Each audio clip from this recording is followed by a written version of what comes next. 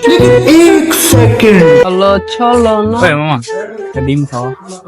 ডিম খাবো বেটা এমন টাইমে আইছিস তুই বেটা লগে একটা টাকা নাই তাইলে মামা একটা মুরগি খুশ। কইতে না কইতে মুরগি বেটা হাজির ওই দেখ মুরগি আইতাছে ওই ওই হ্যাঁ ল এই শামিম এই শামিম ওই শামিম ভাই এলি মামা কি হইছে মামা?